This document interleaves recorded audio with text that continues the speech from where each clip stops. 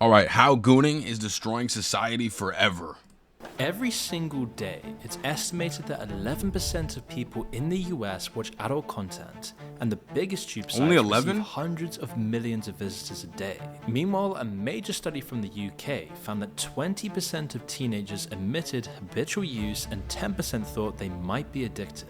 And those are Damn. just the people admitting it. 30% You see, in just a addict- couple of decades, Wow. adult content has transformed from a niche product into a massive billion-dollar market that is saturating all of TikTok, Instagram, YouTube, everything straight online thirst is traps, bro. funneling into it. And essential to this Chalk. new order are the tube sites, whose shadowy owners rake in hundreds of millions, often while remaining completely anonymous. Damn, We've who owns spoken the porn about it sites, before chat? with Should just we find one out? guy. But the scale of this epidemic is way too we need to large find to out? even comprehend. But we can understand what's happening on a personal level, and how these companies push people into this terrible addiction, and how all of our basic human instincts are being rewired to make a profit. Because to truly understand the scope of the damage the porn industry is doing, we need to understand the daily lives of people who are so sucked up into this industry that it's completely destroying their lives without anyone ever talking about it. You see, because people's descent into this content addiction starts well before they ever clicked on their first adult video. Today, parents do have a lot more tools to use when bringing up their children. It's gotta But be a lot like of the 60% time, of these men. tools bring a lot of unexpected damage. You see, if your kid's acting up or making a scene, or really doing anything the parents don't like, all you gotta do is put this kid in front of a tablet and let them stare at the screen for a few hours while you can relax. Welcome to the generation of iPad kids, Oh, where a hell staggering no. 40% of Not good. 2-year-olds have their Not own good. tablets, and in this video it will soon be clear just how dangerous this really is. But let's Bro, this is how you know this is bad? Brian just asked, when was the first time you watched it?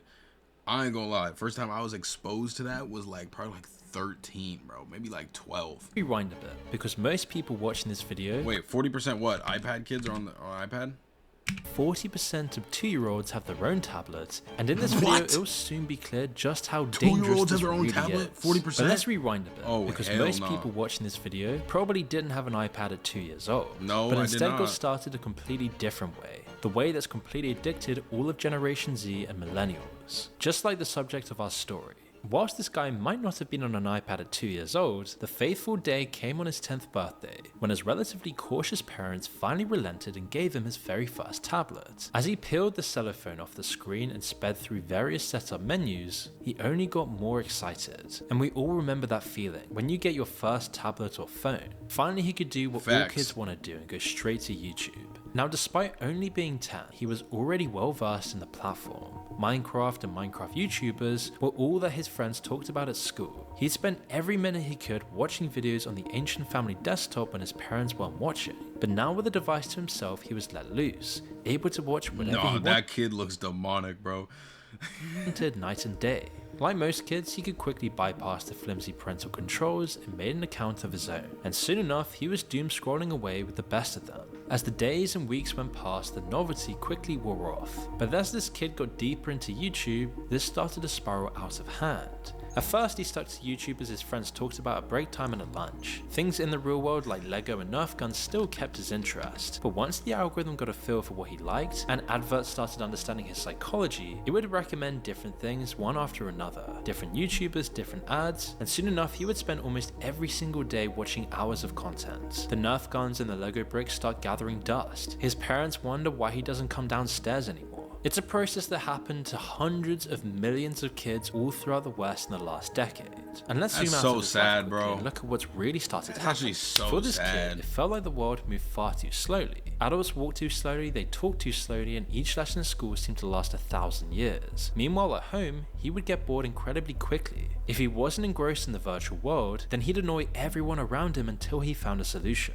This is where Google's YouTube algorithms come in. They used to offer the only service that can keep up with the attention span of a kid. The related video tab is the key to the whole process, jumping from one piece of the content to the next, which would eventually lead to the disastrous consequences happening to Generation Alpha. But we'll get to that that's later. sad. But it's critical to understand that it's this process of searching and finding that makes social media a perfect product to get kids hooked in early, as they always get to see bright colors, more dopamine, more excitement, more happiness, and a never never-ending thing to click on, which can keep That a is kid entertained tragic. for hours as they ride a never-ending wave of dopamine. Now, this is bad enough by itself, and we've already spoken about this a bunch on the channel. Teachers across the world have already been complaining for years now that kids are getting harder to teach, and we all know this by now, it's kind of old news. But this isn't what we're really focusing on right now. Instead, we want to keep looking at how this is damaging a child's development in a completely different way, and how this very likely happened to you watching this right now. Because fast forward a couple of years and this kid just had his 12th birthday. He's about to hit puberty, although there's still obviously a long way to go. By this point, he's so used to scrolling online, he probably plays games online, he sees ads with hot women trying to lure him into scammy websites, and then one day he'll go back to watching YouTube when another video catches his eye. Rather than a usual let's play, this thumbnail has an extremely suggestive image in the thumbnail. Despite his watch history clearly indicating that he's a child, YouTube had recommended this to him anyway. While he didn't click on it the first time he saw it, just like the adverts popping up all over with hot women, these kinds of videos just kept on coming up, and the adverts just kept piling in. These ads on the side of the screen are often far more explicit.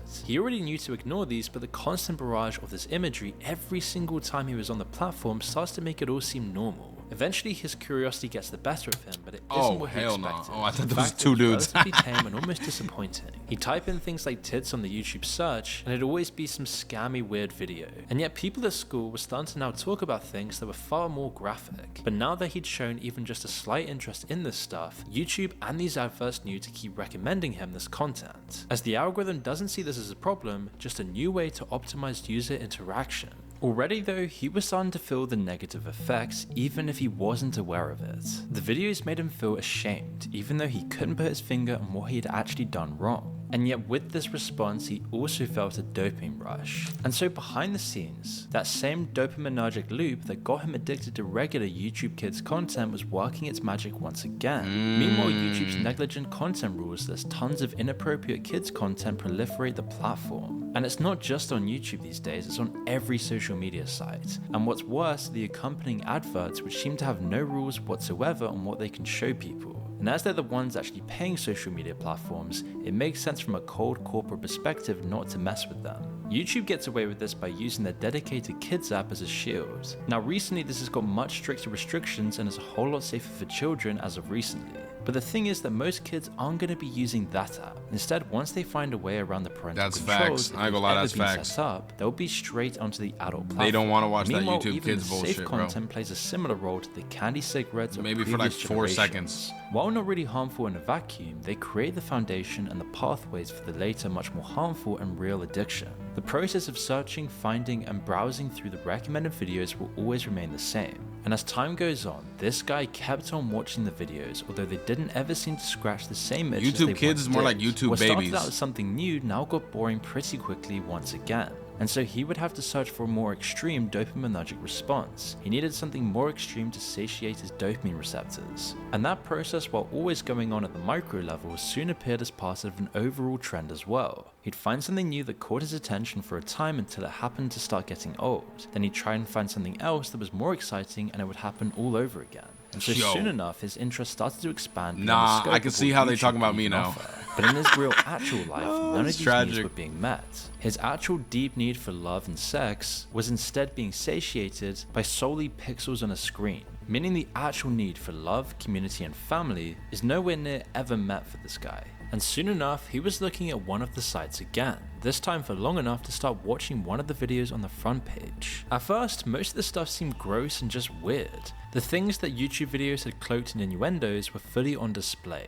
But over time, this novelty wore off, and he kept coming back, never noticing the habit forming until it was far too late. And soon enough, he was looking at these sites every day. Suddenly, he'd talk about it every day with his friends at school. The content began to seep into his subconscious and his thoughts, shaping the entire way he saw the world turn around him. If you at that point, turn around. Sacred things like love, romance, and family had all completely disintegrated into a vision of these things that doesn't exist. None of the girls he liked at school looked anything like the women on screen. He didn't look like the man in the videos either, and he didn't think he ever would. But at the same time, the rest of his life seemed fine. In fact, despite school pressure and everything else, he started getting close with a girl. But even though things might have been going well, the fact that he kept using these sites would completely disturb his thoughts. Real life was completely different. It's risky, it's dangerous and unpredictable. The things you want are hard. It demanded things from him rather than just offering them. So one day when he began talking about intimacy with her, some of the things he wanted and said started to disturb her. The things that he asked that he now thought were normal frightened her, with his resentment growing towards people like her just because she didn't fit into the site's narratives about women. That's not and at the end of the day, it never That's really not mattered, good. as he could go right back to what he felt was safe and secure, where he knew he wouldn't be judged on these sites. Bro. Really, he should never have been able to get access to these sites in the first place. And for years, this has been a point of contention, because at first there weren't any measures at all to stop kids from looking at them. But eventually, after seeing the disastrous effects these sites can have on children, they eventually put warnings on them when you first load the site. Yeah, like But the that's warning's really gonna do it. anything, And bro. after a point, it just becomes part of the process and the habit. It's doubtful people even read that box after the third or fourth time clicking it anyway. But maybe if our subject had downloaded Quitter, the gooning wouldn't have got so out of control. You see, Quitter is the #1 science-backed app, helping over 11 seconds, 350,000 G? men quit porn and rewire their Yo, wait, minds nah. for greatness. Nah, that's criminal, bro. How you gonna record a video 11 seconds after you just did that shit? Helping over That's 350,000 not men good. quit porn and rewire their minds for 2 years, greatness. 287 As days is we've fire. seen throughout this video, porn addiction is destroying lives. It kills your motivation, it wrecks your relationships, and it keeps you from reaching your full potential. And the truth is, the longer you take to stop gooning, the harder it becomes to quit. So if you're serious about becoming the strongest version of yourself, try Quitter today. As this app isn't just a blocker, it's a community of Is this an people who ad? are moving away from the poisonous economy of adult content and porn, who are done living below their potential and are now taking back control of their lives. Because with Quitter, instead of having to go through this addiction alone, you can join thousands That's a of others, pushing crazy each ass other to TikTok. stay strong, break free of this addiction, and reclaim their lives. Quitter will provide you all the tools you need to overcome your urges. It'll also track your streak, and you can hit a panic button when things get tough, so you never have to Panic. fight this alone. With science-based recovery, Quitter rewires your brain to overcome this shit. addiction, which is so important because quitting porn is the first step towards individual greatness. Nah, W So app I highly though. recommend you download Quitter now and take control of your life. Just make sure you use the link in the description below or the pinned comment below to get started today. And in some ways, this is society's biggest unsolvable problem right now. It's actually the same kind of issue that faces national parks in the US and their bear populations, where they can't make trash cans that bears can get into because if they did, lots of people also wouldn't be able to open them.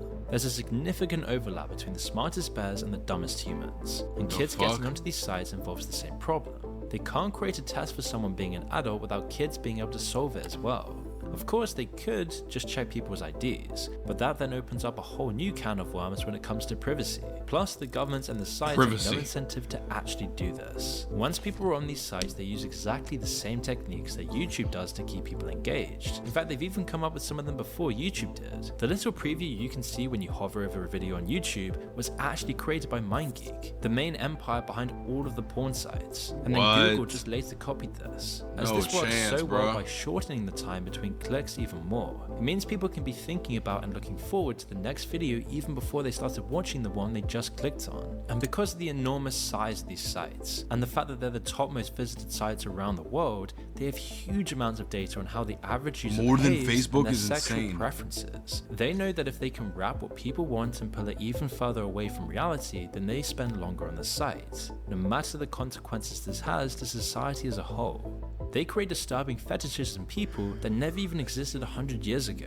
And it all becomes so normalized that Nah, these chat, that's disturbing criminal, bro. fetishes are cemented into the public consciousness. As you can name any of these disturbing trends from these sites, Yo, and then this think probably how many creates- people were actually interested in this before these sites started pushing it. Tentacle Other porn? What the unusual fuck things is that? are also pushed over more vanilla categories. This and probably genres. creates so many more over time, problems the than we're actually searching and aware of, finding bro. Like, it dopamine probably- will push people into seeking out Dude, even stranger things insane. as well. And the stranger things get, the longer people have to spend looking for the right video as well. And it all plays into the algorithmic hands. This is the key to the entire business model, and the sites that were most effective at this were the ones that eventually won the competition and were controlled by MindGeek, which we did an entire video on just a month ago.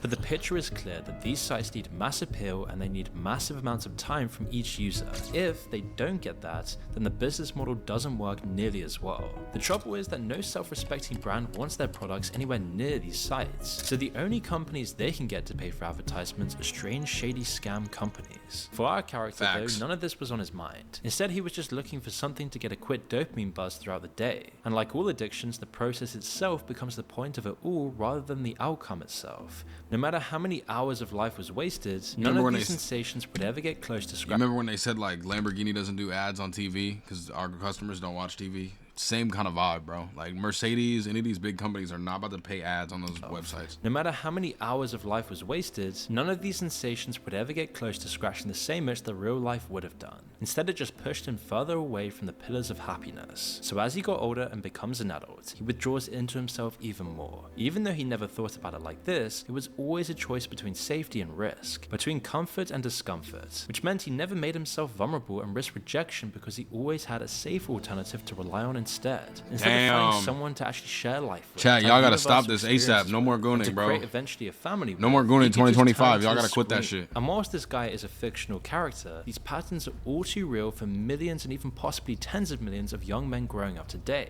In fact, almost everyone in Western society is watching this stuff now, even before they've hit puberty. 80% of our generation, chat, 18 to 31, and fall far deeper into the rabbit hole than our main character ever did. With the rise of iPad kids, it's just inevitable that the age they see this content will get pushed further that's and terrible, further back, bro. which begs the question: the where iPad is all kids of is this going? terrible. It's a completely recent phenomenon, and it's already completely distorting society as we know it. Everything we see on our algorithms, the things like OnlyFans, and the way this stuff is so widely promoted, will have consequences that we can't even see yet. And it's really criminal how little we actually know about the people behind this tragedy. In our last video about MindGeek and the twisted story of who was really behind their massive operations, it turns out even the leadership structure is a complete mystery.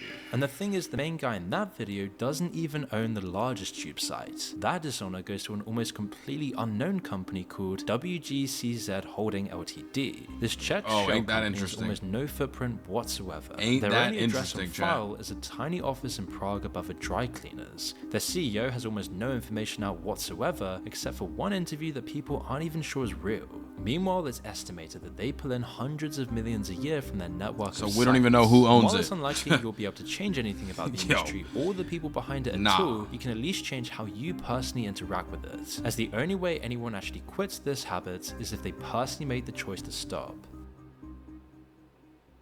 Yo, that's so bad. I don't think y'all understand how bad that is, bro. Like, y'all deadass don't even understand how bad that is. Like, that's terrible. That's actually ruining society more than anything, bro. And that thing that's freaking me out is the iPad kids, bro. Imagine all these little ass kids, bro. Imagine these 8-year-olds that just be on their iPad, bro. Dude, that's so bad. I'm not gonna lie, that's terrible.